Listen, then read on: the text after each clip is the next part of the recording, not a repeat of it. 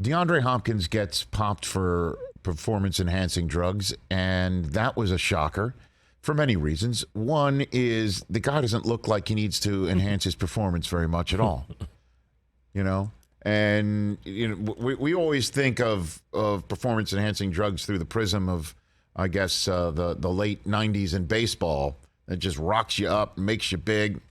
And rocking yourself up and making you big doesn't really help a wide receiver very much. It might help in terms of returning to the field and performance. I always talk about how DeAndre Hopkins performs, and what makes him that much better than everyone else is his hands.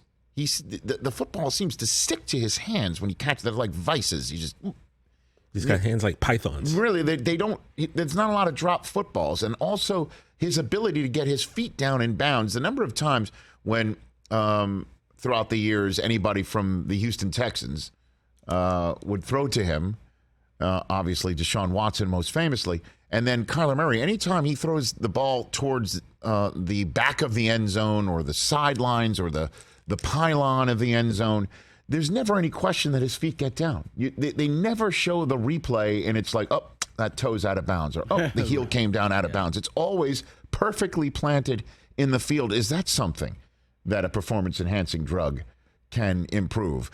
Look, all I'm saying is the conversation is about his legacy and about what this means for his legacy. And for me, that will be a conversation when it's all said and done and over, about being in the Pro Football Hall of Fame. Friend of the program, Julian Edelman, got popped for this sort of stuff, and we're still talking about him going to the Pro Football Hall of Fame potentially, and I know there's an argument between postseason and regular season and whether it's worth it or not, and I think that'll be a conversation that we'll still have about DeAndre Hopkins when it's all said and done. But the bottom line is something was in his system, and once again, it's an athlete who says, I have no idea how it got in there. And I quite honestly don't understand that. For anybody who is a high-performance athlete and knows that he's going to have to be tested and knows this sort of stuff is being looked for, how do they not know what's going in their body? But he basically said, I'm mindful of what I put in my body, and I've always taken a holistic approach, so I'm working with my team to investigate how this could have happened. I look forward to the results of that, because I don't understand how that happens. But even as careful as I've been, clearly I wasn't careful enough. That's true. He apologizes to everyone, the fans of the Cardinals, his teammates, the entire Cardinals organization. I don't want to let my team down. I fully intend to get to the bottom of this. As soon as I have more information, I'll share it, which will be great, because I'd like to know how a high-performance, high-profile athlete gets this sort of stuff found in his system. So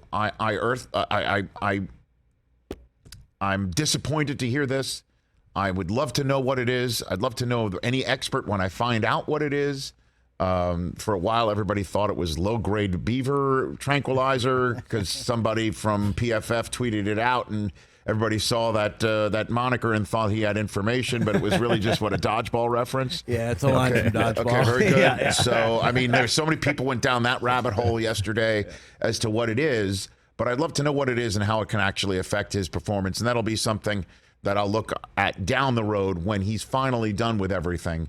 But in terms of the argument as to who's better, who's the best in the league, last year before the top 10 players in the NFL was revealed on NFL Network, I put DeAndre Hopkins over Davante Adams, and that was a huge mistake. That's one of my bads. And now Davante Adams is in Las Vegas and getting ready for his second act of his career, and DeAndre Hopkins' second act of his career is put to a screeching halt with a 6-game PED suspension, something that Davante Adams doesn't have hanging over his head. So that argument right now is closed, as far as I'm concerned, is who's the best receiver in the NFL. And now you've got young kids who are up and coming right now that are putting their name out there for that sort of conversation, from Jamar Chase to obviously Justin Jefferson and everyone else that's being drafted in the league, and Debo. But the conversation for the moment, this moment right now, is what does it mean for a team that has no question playoff aspirations, the team that lasted the longest last season without a loss, the last remaining undefeated team last season. And the conversation's all about how they finish poorly, because that's the way that this team has always stepped in it since Kyler Murray has been the quarterback and Cliff Kingsbury has been the coach, is they don't finish well. Well, now they're going to have to start 6 games without somebody who clearly makes them better. All you have to do is look at the numbers. I mean, last season, including playoffs, last season, the team was 8-2 with Hopkins and 3-5 without. And a couple of those wins without was when Kyler Murray was out as well. And Colt McCoy performed very well in division games for this team. And they were without him in the playoffs, and that thing was all she wrote because he hurt his knee. And that's, again, part of the reason when he was out last year, he was out with a hamstring injury in November, which is another shocking thing about this whole conversation. November is when he tested first positive for the PED. This thing happened in November, and I guess it's being appealed, and he finally dropped his appeal, and it came out in May. Wow. Again, there's just so much head-scratching about this. So if he was being careful, whatever he was taking back in November might have been to bounce back from a hamstring injury. So clearly they're not as good of a team without him. So now it comes down to May 12th. All eyes on May 12th. Why May 12th? Yeah, why May 12th? That's when the schedule comes out. That's when we'll find out who the first 6 opponents for the Arizona Cardinals will be.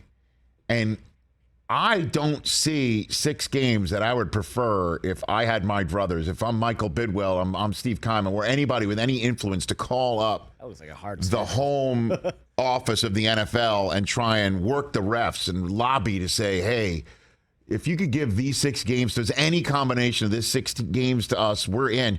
Their home schedule, they have, again, as we know, a 17-game regular season schedule, 17 opponent regular season schedule now. And this is the year the NFC has 9 home games. Last year it was the AFC had 9 home games. The extra home game, if you will, against an opponent that ordinarily previously would not have been on their schedule from the AFC, that's the Patriots. Hey. That's the Patriots they have at home. Looks like I'm going to Arizona this year. Hey, right? Well, it depends on, again, May 12th. You'll find out when it is and on what day it is. And so the home opponents, we all know it's the 3 division opponents, and that's the same thing for the road. Their other home opponents, other than the Patriots, are the Saints, Bucks, Eagles, Chiefs, and Chargers. That's really hard. And the other road opponents, other than the Seahawks, Niners, and Rams, are the Falcons, Panthers, Raiders, Broncos, and Vikings.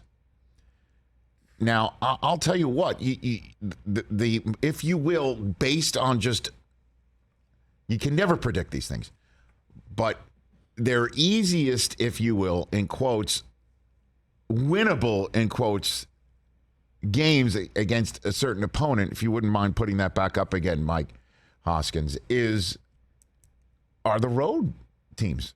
But you go into Minnesota with the skull chant. You go into, Denver where you're thinking, okay, they might be, you want to catch him early because Russ is still getting his sea legs under him. And, you want to go to the Falcons? Maybe that's one you'll say, I'd like to get that road game with the Falcons out of the way. The road game against the Panthers out of the way. For sure. Although the Panthers started a house of fire. Remember, Sam Darnold was an MVP candidate going into October last year. 3 weeks. Because Christian McCaffrey was healthy. 3 weeks. I don't know, folks. Cardinals are going to have to finish strong for the first time in order to make the playoffs.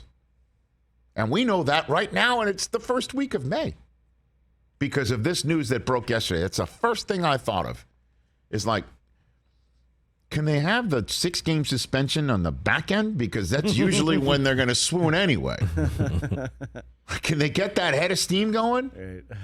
Right? And give him the rest so he can have good legs going into the playoffs? It's just not the way it works. Yeah, let's be 8-3, 9-2. Yeah. And then we'll do our usual fade without him, but at least he's going to get better. He'll have fresh legs. That's funny. For January. Honestly, that's what I thought when I first thought of this thing, outside of the disappointment of hearing this about a player who I really have admired and appreciate his abilities.